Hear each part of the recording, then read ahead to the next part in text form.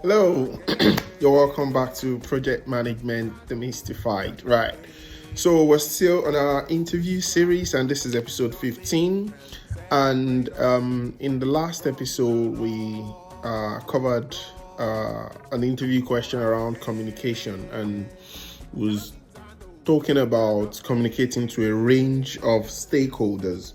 So I just quickly want to point out a bit that I didn't cover in the last episode. So when you're communicating with a range of stakeholders,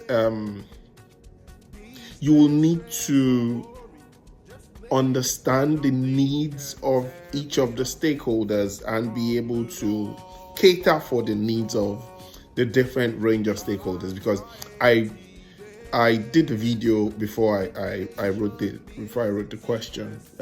So in the response in the video did not cover a range of stakeholders. So just want to put it out there that it's different to just communicate to stakeholder or stakeholders or communicating with a range of stakeholders. With a range of stakeholders, it just means that there are different levels of understanding of the different stakeholders, and you need to be aware of that and let the stakeholders know that you are aware of that.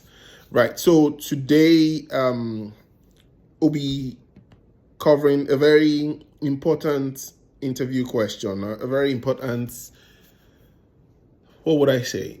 A very important aspect of working together with people, working in an environment, in a workplace environment, and is around conflict resolution.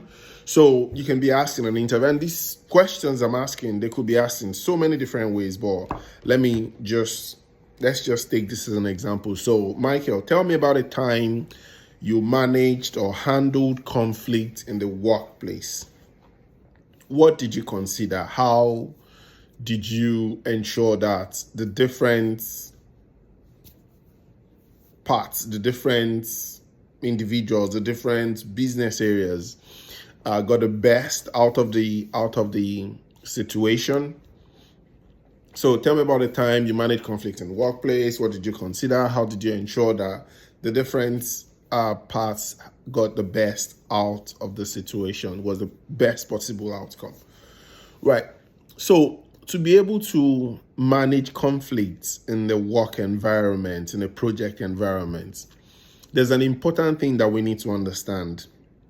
We need to understand that people are not just looking out to be difficult.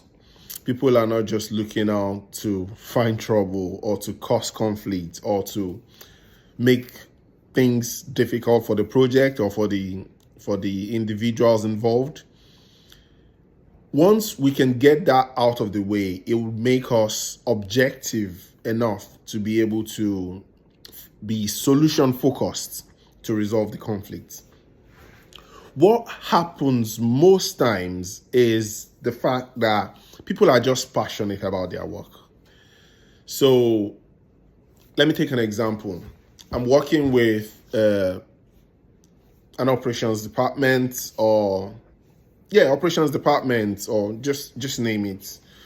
If we use the example of our hypothetical projects in the NHS, I'm working with doctors and nurses, and as a project management professional, a project manager, business analyst, scrum master, release train engineer, I need them to provide an input into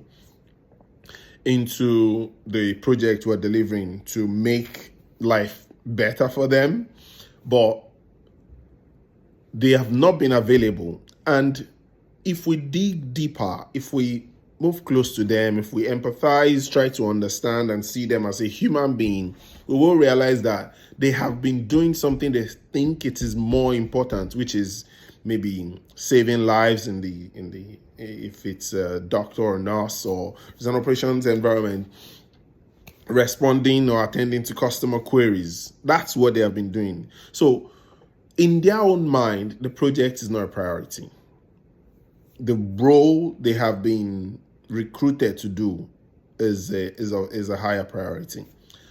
So how can you then, or there are two different business areas and they think their idea or their way of doing things is the way it should be done.